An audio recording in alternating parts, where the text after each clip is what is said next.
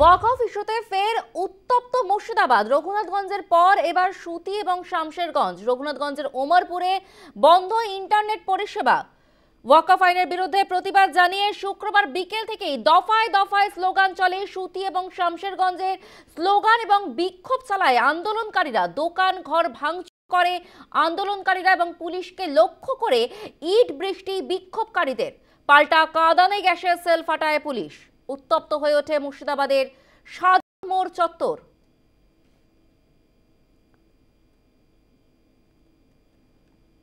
আজকে যে চিত্র দেখা যাচ্ছে, আজকে থমথমে পরিস্থিতি সুতি এলাকায়। গতকাল অশান্তির পর আজ থমথমে সুতি, এবং আজ আপনাদের সামনে যে চিত্র তুলে ধরছি, গতকাল রণক্ষেত্র পরিস্থিতি এবং পাশাপাশি আজ শুধুই ধ্বংসাবশেষের চিত্র। গতকাল যে দোকান ঘর ভাঙচুর, প্রচুর গাড়ি ভাঙচুর হয়েছে এবং আজ সেগুলো শুধুই ধ্বংসাবশেষের চিত্র ফুটে উঠছে। শামশেরগঞ্জ এবং সুতিতে যান চলাচল ইতিমধ্যে স্বাভাবিক রয়েছে রেল চলাচল। এলাকায় জারি পুলিশের টহলদারি। শামশেরগঞ্জে অশান্তিতে গ্রেফতার ৩৫ এবং সুতিতে অশান্তির ঘটনায় গ্রেফতার ১৪ জন। অশান্তি এড়াতে জায়গায় জায়গায় মোতায়েন রয়েছে বিএসএফ। আমরা সরাসরি রয়েছে আমাদের প্রতিনিধি মোহাম্মদ রফি। মোহাম্মদ, কালকে উত্তপ্ত পরিস্থিতির পর আজকে কি অবস্থা সেখানে?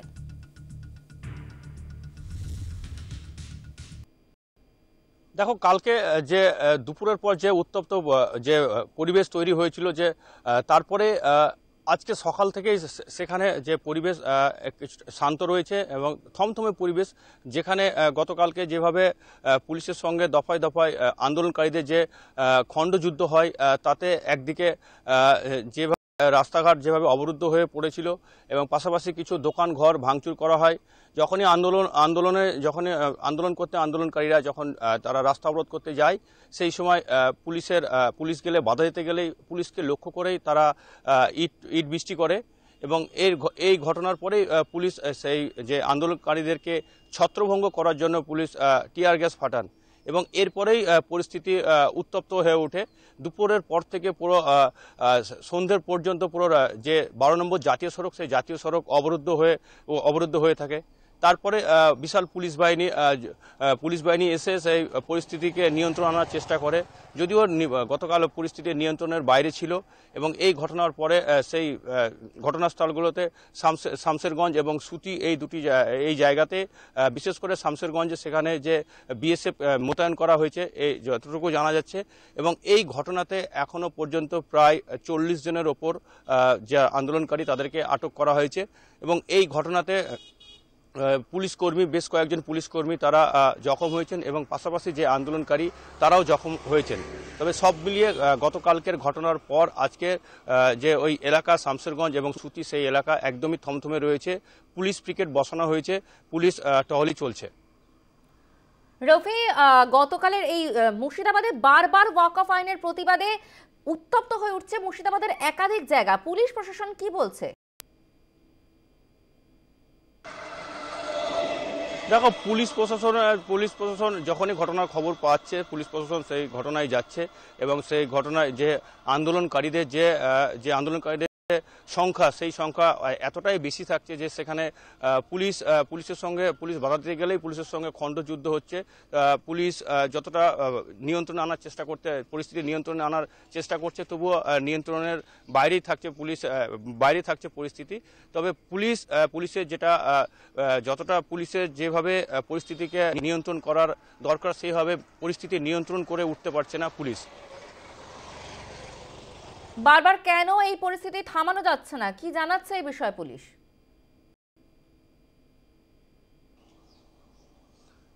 একেবারে যে এলাকাতে যে এখনো পর্যন্ত এলাকায় ১৬৩ ধারা সেখানে চালু রয়েছে, তারপরেও যে হঠাৎ করে যে জমায়েতকারীরা তারা যে জমায়েত করছেন এবং সেই জমায়েত করতে গিয়েই যে পরিস্থিতি যে উত্তপ্ত হয়ে উঠছে, সেই জায়গাতে পুলিশের তরফ থেকে এখনো পর্যন্ত সেভাবে কোনো স্পষ্ট করা হয়নি যে পরিস্থিতি কতটা কিভাবে পরিস্থিতি নিয়ন্ত্রণে আসবে। তবে পুলিশ এখনো পর্যন্ত সেই যেভাবে পরিস্থিতি উত্তপ্ত হয়ে উঠছে, সেটা পুলিশ নিয়ন্ত্রণ করতে এখনো পর্যন্ত পারছে না বলেই যতটুকু বোঝা যাচ্ছে। ধন্যবাদ। আমাদের সঙ্গে ছিলেন মুর্শিদাবাদ থেকে সরাসরি আমাদের প্রতিনিধি Mohammad Rafi.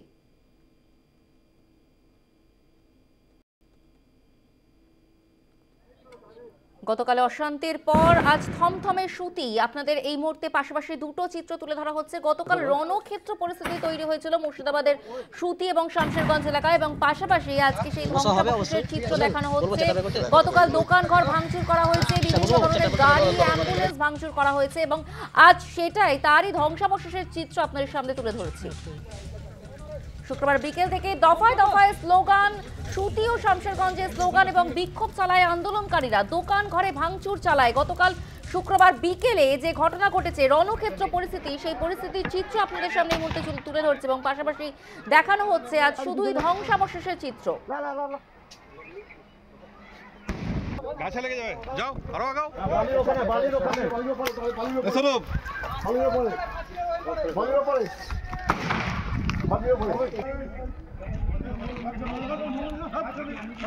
Media media media media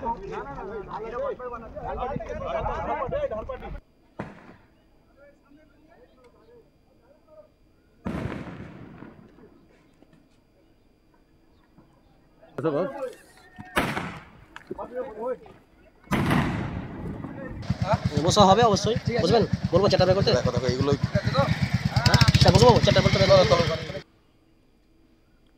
এই প্রসঙ্গে কি বলছেন কংগ্রেস নেতা অধীর রঞ্জন চৌধুরী, শোনাবো আপনাদের।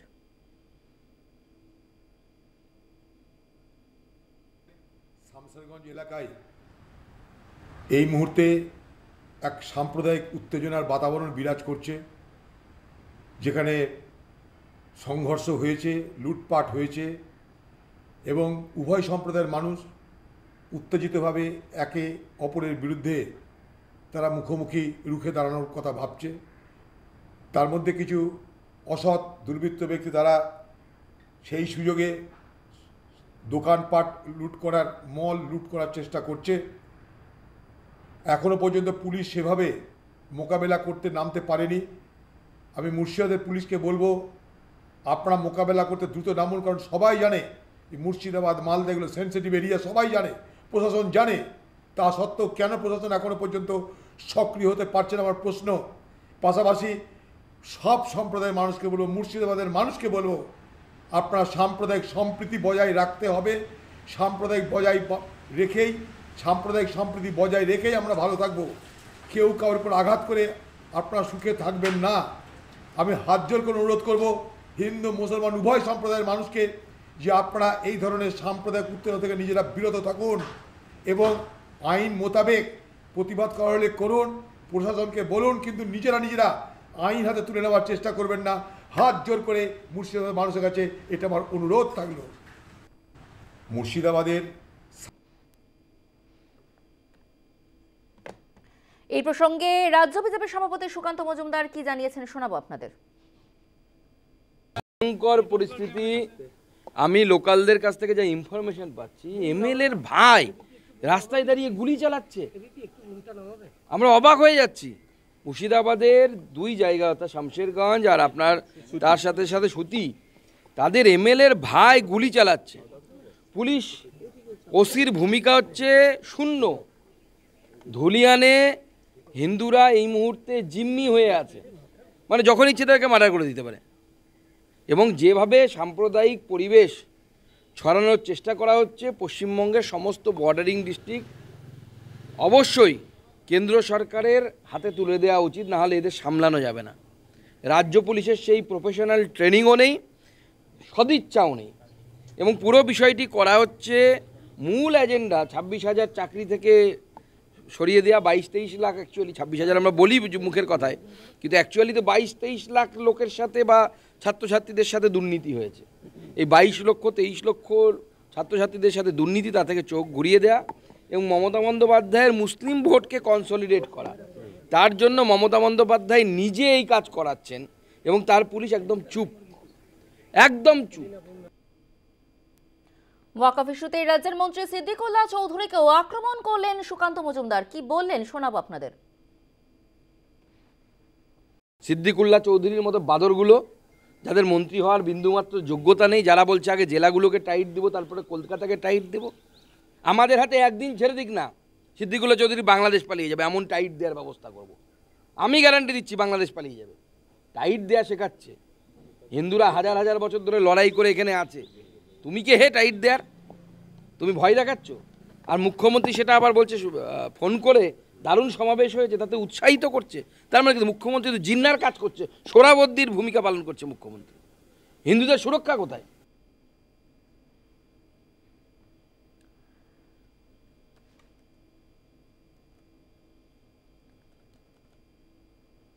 গতকালে অশান্তির পর আজ থমথমে সুতি শামশেরগঞ্জ এলাকা।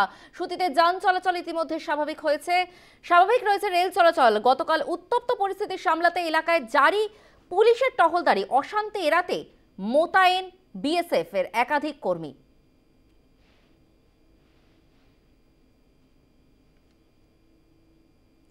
গতকাল অশান্তির পর আজ থমথমে সুতি।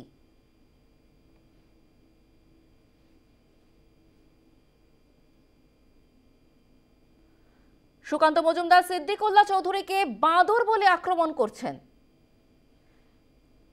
এই বিষয়ে আমরা যোগাযোগ করেছি। আমাদের সঙ্গে রয়েছেন টেলিফোন লাইনে জয়প্রকাশ মজুমদার। জয়প্রকাশ বাবু, আপনি কি বলবেন এই বিষয়ে? সিদ্দিকুল্লাহ চৌধুরীকে বাঁদর বলে আক্রমণ করেছেন সুকান্ত মজুমদার এবং বলেছেন মন্ত্রী হওয়ার কোনো যোগ্যতা নেই। সুকান্তবাবু অধ্যাপক নাকি, ডিগ্রি 2-3টে আছে, কিন্তু যে শিক্ষার অভাব আছে সেটা তো সুস্পষ্ট। আবার শিক্ষা দপ্তরের তিনি প্রতিমন্ত্রী, সুতরাং এতেই প্রকাশ হয় যে কতখানি অশালীন এবং অশিক্ষার প্রভাব তার মধ্যে আছে।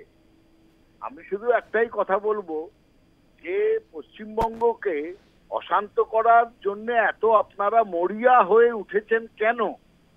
পশ্চিমবঙ্গ শান্তিতে আছে, হিন্দু মুসলমানরা একসঙ্গে আছে, তাও প্রতিনিয়ত কেন দাঙ্গা বাঁধাবার চেষ্টা করছেন, দুই ধর্মকে লড়িয়ে দেওয়ার চেষ্টা করছেন? কেন আপনারা পশ্চিমবঙ্গকে একটা অশান্ত পরিবেশ করার চেষ্টা করছেন? আপনারা কি শুধু ঘোলা জলেই মাছ ধরবেন? একটা সদার্থক রাজনীতি কি আপনাদের আসে না?